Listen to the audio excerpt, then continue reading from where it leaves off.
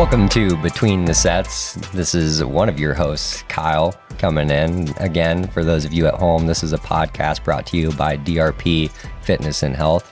This podcast is aimed towards motivating, educating, and inspiring the next generation of athletes, maybe some middle-aged folks who are looking to better their lives, maybe some older individuals that are still learning, still bettering themselves. If you're out there, if you want to get better, this podcast is for you.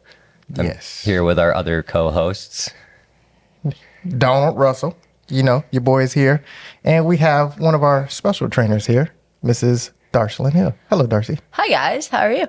I'm fantastic, Darci. I'm excited for you to be here. Yeah, we're happy to have you here. We're happy to have you here. Today, we are going to be covering a very pressing issue, an issue that we talk about more often than not in this gym, and that is the mental stress that comes with being a high school, maybe even collegiate athlete, or even an athlete that's younger and looking towards the future and looking at those obstacles to overcome and that hard work that you got to put in. It's a lot. And we've got two individuals here in Donald and Darci that have been through a little bit of that sports, whether it be at the next level or at the high school level, who have a lot of wise things to say about this topic. So we're looking to take advantage of that wisdom for you all at home.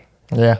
It's one of the things that, training athletes over the past 10 years, you see a lot of people focus on a lot of the physical aspects. And then you start to notice like, wow, the mental game is really one of the big, challenges a lot of these young athletes go through. And even, trying to coach them, trying to give them tips, cues, to help them out. Because you just don't realize, a lot of the parents, they reach out like, hey, I'm not sure, what to say to my kid. They're in their head, they're a little bit frustrated, like, what's the next move? What can I do? So a lot of times we end up helping out the parents, more than the kids, because, they're with them, of course, it's their child. So, helping out, giving them the cues and tips and giving them almost like things to look for is so helpful for them, to help these young athletes out, because it's tough now. It's tough. I think it's been a lot more on the forefront, reliving it, like training athletes now and being high school or collegiate athletes, reliving things we might have looked right past or ways we could make someone else a better athlete or made some of our days easier when things were hard or when things, and re-seeing it now has really been a different perspective. Well, that perspective piece that you were talking about is a really great point. And it's, when I'm thinking back to when I was, a young lacrosse player, a young soccer player, a young athlete, sports is what you know. Sports is your life. I mean, of course, you go to school, do your homework and all that good stuff, but really like what you're looking forward to are those like days on the field and whatnot. And it becomes everything for you. And, now that we're all older and, training the next generation, we know because we've been around the block and been through actual life that there is a life after sports and outside of sports. And I think that's a big piece of the mental stress that comes with being a young athlete is like, that's your world.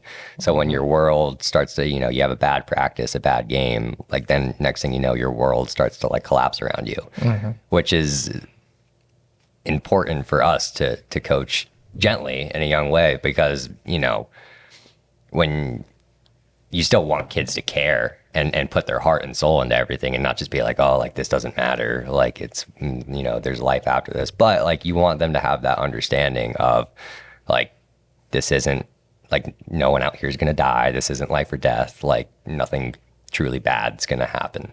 I think a big thing also is trying to teach that balance, like the balance between school and sports, and then also is like in a transition, like how we were kind of saying, from grade level sports to then going to high school. Like we're taking this seriously. Like not everyone's making the team anymore. Not everyone's getting to play just because we're on rotation. Like you're teaching the balance of that, and then also the balance from there to college, like where your friends mainly are only on your sport team. The only people and hang out with come from your sport backgrounds, and it's just kind of transitioning the load of friendships to relationships to work-life balance. Some of these high school kids are working, some are just dedicated to their sports. So it's really trying to manage the load of stress in all aspects of life. Absolutely. That was actually one of my college coaches, our head coach. He told us and I thought it was a interesting comment when he made it. But we were all in a team meeting this is when I was in the University of Kentucky, and he said, build friends outside of the football locker room. Yeah. And I couldn't understand that at first because I'm like, why would I build friends? Like, they don't know what I go through. They don't understand the practice. They wouldn't get half of the stuff that I would talk about anyway because, they're not around me. They're not my guys. And then it wasn't until afterwards where you realize that, he was saying get outside of football. He was saying don't be so, involved in football to where that's the only identity you have.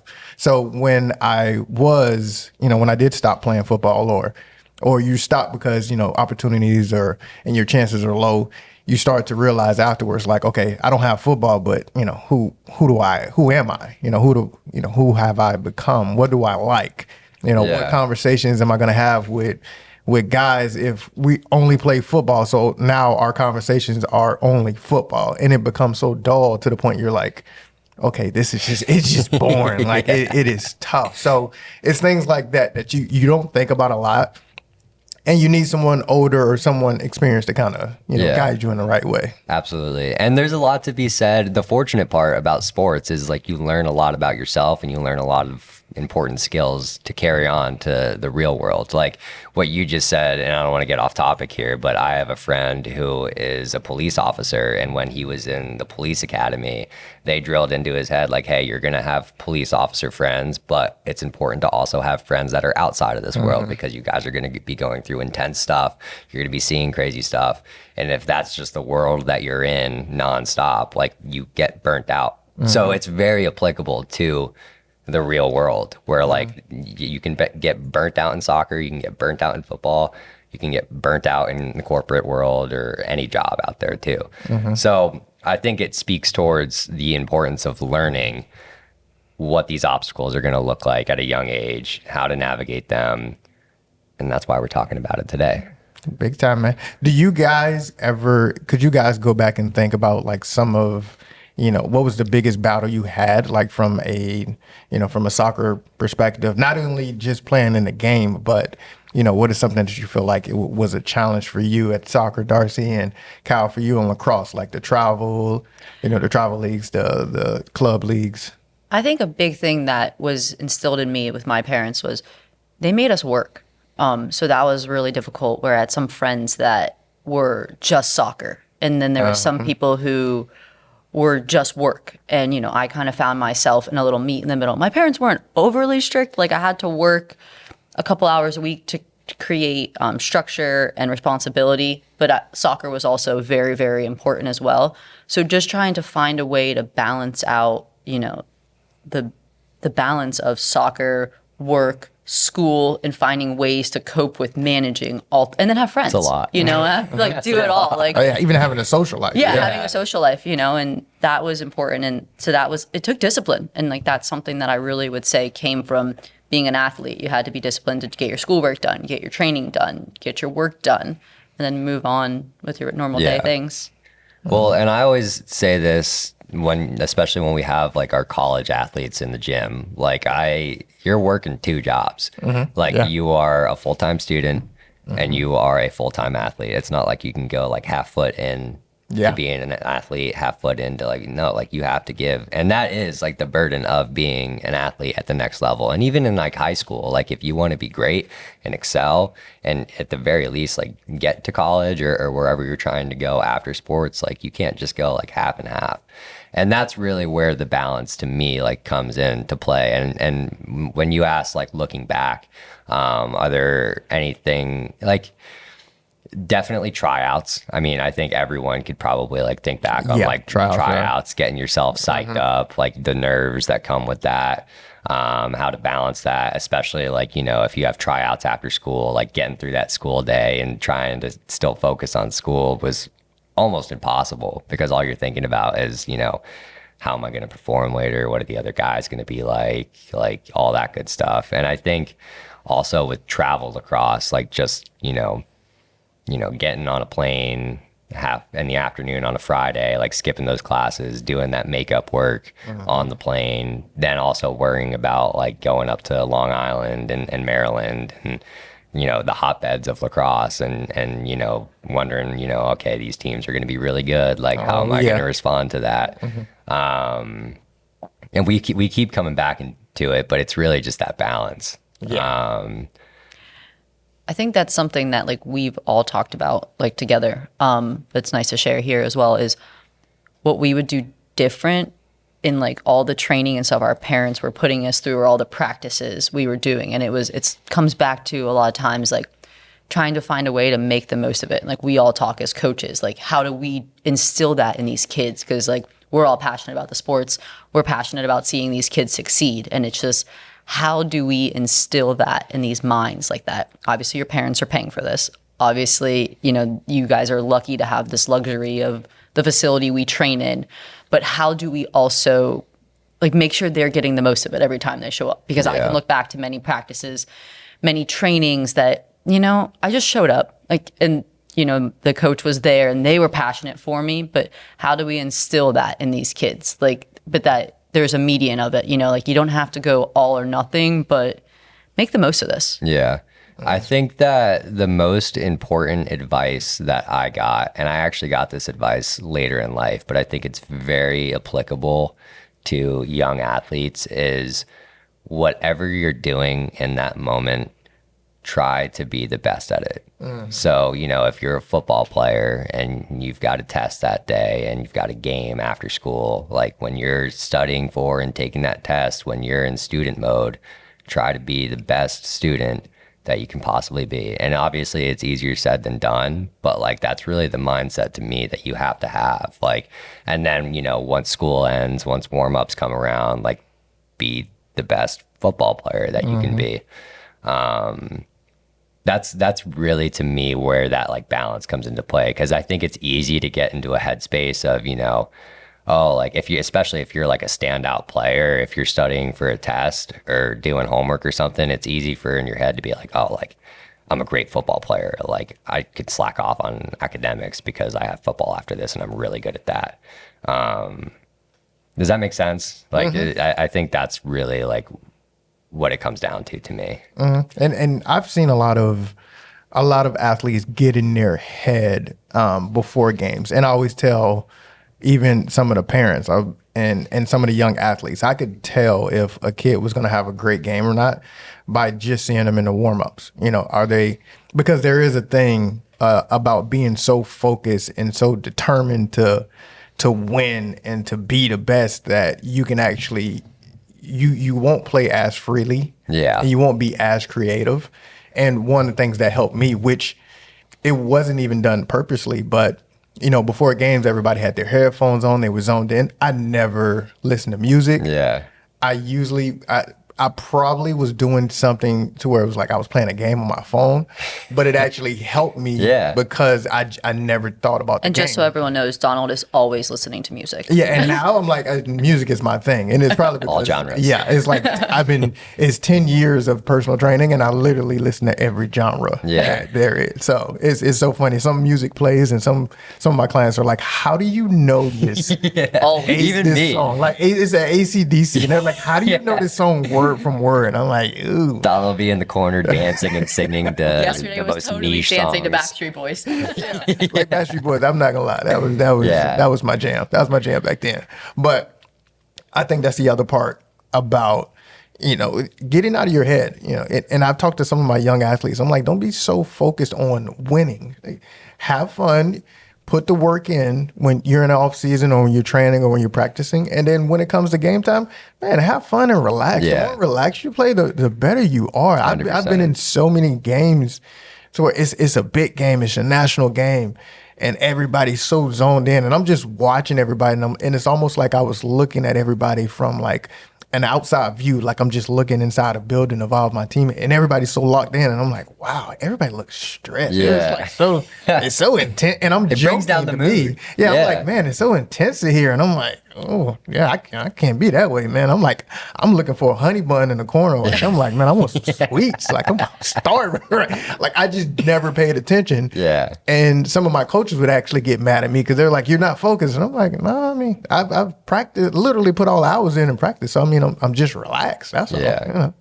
Seeing so many athletes come through the door, we've seen some young athletes, and they come in here so focused, but Yeah. some of them can have a little bit of cockiness to them, or they know they're good and they're putting in the work, which is really cool to see. But sometimes it's just like, just show up, like do your job, like kind of what Donald was just saying. It's just leaving everything else like at the door. I did the work, I put the work in, but it's trying to get those athletes to show up here and put the work in. Like that needs to be done, so when they can go to the game situations, they're flawless. Yeah, and that brings me to a distinction that I want to make about what I said earlier. It's not necessarily like you said about like being the best, but more so like being in the moment and being present and truly like being grateful and enjoying that moment. Like, when you're studying for that test, like study for that test. Like, don't worry about the football that's When you show up here, later. show up here. Yeah, just Do be what you have to present. Because the moment's gonna come and go. Like, I mean, every washed up athlete says this, but it's a very short time in your life that you look back on and you really do miss. Yeah, very short. And you have to just like enjoy the process, enjoy those hard conditioning days when you're running sprints, feeling like you're about to throw up, like, because it will end. And You won't miss those days. yeah, some days. Yeah, some days. Some days. It's fun to look back on it and think about it. You're like, wow, I can't believe I actually. It's impressive to know you could do that. Yeah. Like, look back now and be like, wow, I did that. Like, Yeah, it's a couple times you're looking, you're like, there's no way I'm going to finish this workout. We're Yeah. like, we can't possibly even get close to finishing. And then you finish it, you're like, wow, like, yeah, I was not we did expecting. that. We actually did that. And then Yeah. you go back and think about it. Even 10 years later, I still talk to some friends. It's like, yeah, man, remember we ran those half gassers and we all passed out? And it's like, Yeah. yeah, good times. It's man. fun to That was look good back times. on. Yeah, It was good really, times. it sucked in the moment, but it is fun to look back on. Especially when you're with the team and you guys Yeah, are doing it together. exactly. Like that's the other part of the mental game. So And come on, it's really fun to make these kids do the things you hated doing. Absolutely. yeah, The bear crawls, the walking lunges, goodness. the halfway through, I'm like, wow, I can't believe they really listen to me. Like, I Yeah. would never do that. Yeah, Like, 100%. Well, like, I'm even shocked. being one of Donald's former athletes. Yes, I am old. I get Yes, to I am old. I get to instill upon these young gentlemen the knowledge and effort that Donald instilled upon me. And let me tell you, I did not miss doing those footwork drills that we used to do, but I make kids do them all the time because they Man, it's made me important, better. man. They It's work. important. It's foundational. They man. worked. It's foundational, man. That's what you got to do. So for you guys, like you guys have trained some athletes now. Is there cues and tips that has worked for you when you guys were playing, in high school or the college level that, you try to instill into the young kids now or the young athletes now? Or what are some of the things that you're like, okay, this is something that probably could help them? I still think back to a high school coach I had who was a trainer of mine for many years, who I worked under for a little bit as well. Every time I was running slow, it was, "You're slower than my great grandma. And I cannot get that out of my head. And sometimes when I see some of my clients running slow, all I wanted to say is, "You're slower than my great grandma. There's like little things like that just like, I mean, obviously it's been years since I've seen that coach or heard that coach, but those like some things just don't leave your head Yeah. ever. Yeah, it sticks with you. Yeah, it sticks with you. I don't know. I can't think of anything else except for that is so fresh. I think for me, especially with a lot of the younger kids in here, because young athletes at any level are very competitive with themselves, competitive with their teammates and others. I think the biggest piece of advice that I find myself giving out is learning how to be patient with yourself. Like, not worry about what the kid next to you or the kid who's better than you or worse than you is doing, and really try to put your ego to the side. You could be the best, 10-year-old lineman, the biggest, baddest out there, but, I'll get some of those kids in here that start to do footwork, and you can tell they get really frustrated with themselves because their footwork's not as good as their friend who's a wide receiver or a running back. And that frustration can very quickly turn into beating yourself up, quitting on yourself. And I think even for myself, looking back, there was a lot of days where I wasn't the fastest, I wasn't the strongest. There were some drills that I just wasn't good at, and I would beat myself up about it. But you have to learn how to appreciate that and just focus on yourself, competing with yourself, getting 1% better every single day. of course, like attacking those weaknesses, but not just letting your ego get to you and be like, oh, I'm not good at that. I'm never going to be good at that. So I'm not going to do that. I think that's a huge thing that I see in a lot of these young kids. I think a big difference, I train young athletes and adults as well. And I think the big transition I have to check myself with a lot is with an adult says they're having a bad day, you kind of just let it down. Like, it's okay. They can have a bad day. But like when a kid says they're having a bad day, you're like, no, just keep training. Like, we all have bad days, like, and the kids as well. And I think that kind of how we started, like the mental aspect of this for stress is sometimes allowing the kids, like, not taking the easy road, but just that, we're all going to have good days and bad days, and we all had them. And, some days are going to suck and some days are going to be easy. It's just kind of finding ways to cope with them. Like, they showed up here. The day's still going to be productive. It just maybe doesn't have to be as wild and crazy. Like, just kind of meet some people where they're at times and kind of move on from there. Yeah, absolutely. I think that, even like for me, like when I'm working out in the gym, there's some days where I don't squat as heavy as I know that I can, or I'm just like more tired than usual, didn't sleep as well the night before, didn't get proper nutrition. And like, it's okay. You just got to learn that it's okay as long as you're going through the motions. Like, there's some days where like going through the motions is going to be enough. Like, you just have to get through those hard days, and not beat yourself up about it. And I think that's just somewhere as coaches that we can all help out the mental stress load for our athletes, and like the parents as well. Like, we're all, a lot of the parents that we have that have these kids in here that are paying the money and showing up every day and being there with their kids, like, they want success. They do. Like, they want their kids to be successful, and, they're providing them with this opportunity, but it's just also, with them as well, like, good days and bad days, like, they're going to happen. Peaks and valleys. That's life. Oh, Peaks and valleys. It's a roller coaster. Yeah, I've noticed over the past couple of years, my actual training philosophy, you can say, or style has changed. And I think a lot of it's due to social media. With a lot of the kids that I'm training, they're looking, and, if you're a football player and you're a sophomore, 10th grader, and you're like, man, that sophomore over at, this high school that's just up the street, he has 10 offers already, or he has 20 offers already. And they're like, I only have one or two. And I think you get it's great just because, for networking purposes and whatnot, and what you can use social media for. But I think it could be a struggle sometimes just because some of the kids see other people doing things that they feel like that they should be, or I should have those same opportunities. Yeah. And I think it kind of messes with their head a little bit. So I've noticed that, a lot of the conversations that I have, or cues and tips, are related to people seeing what others, have done or are doing, or where they are in, a certain point of their life.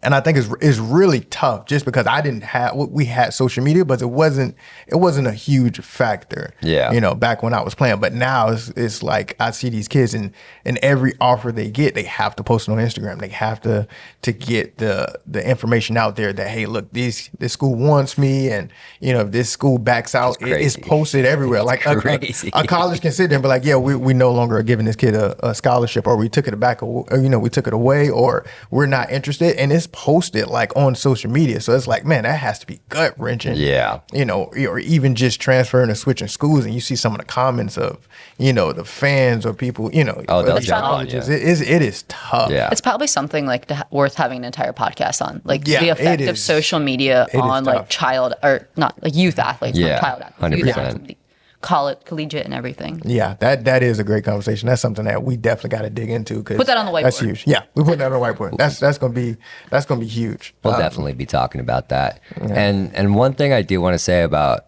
that point too is we even see that, of course, we work a lot with, young athletes, kids trying to make it to the next level. But of course, as we've mentioned time and time again, like, we work with people of all ages.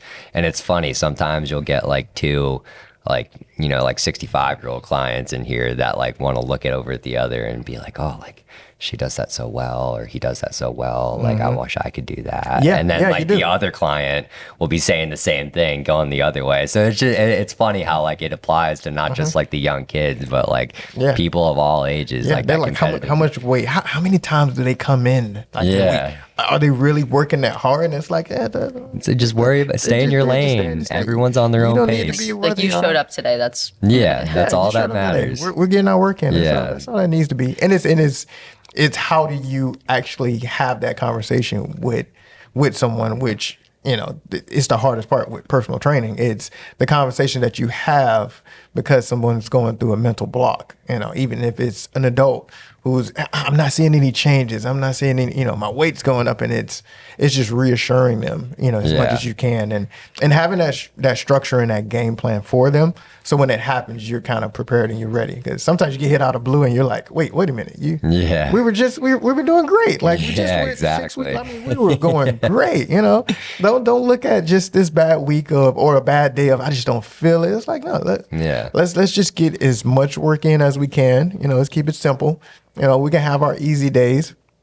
And me and Cal joke all the time. We quote, David Goggins, like who's gonna carry the boats and being so tough and the mental battles you got to overcome. And some days you just got to say, hey, look, man, 50% is all I got. You give it 50%. Yeah. It's that simple. Be proud of it. Be proud of it. Yeah. Be proud of it. Nothing wrong with it at all. So I think that's kind of the hard things to go over. So, but I think that's also teaching even like down to these athletes. Like it's not just for today. Like this is the long haul. And it's like eventually teaching them the transition that like, once you're done with this sport, you still got to go on with life. Like life is there's gonna be life after this. So, instilling these beliefs of strength conditioning, discipline at a young age can follow them through to see them in the gym here with us when they're 65 or. Yeah, absolutely. And that's life. And those are the life lessons that we're trying to teach these young athletes and even people at the older ages that are just looking to better themselves, how to go about their day, because it applies to everything.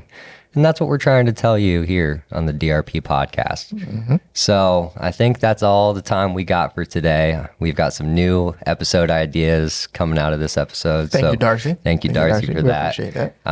We want you guys between the sets. Yes, absolutely. There it is. We want to thank all of our listeners out there, the young athletes. Hopefully you guys got something from this. Hopefully everyone who's listening got something from this. Your parents got some.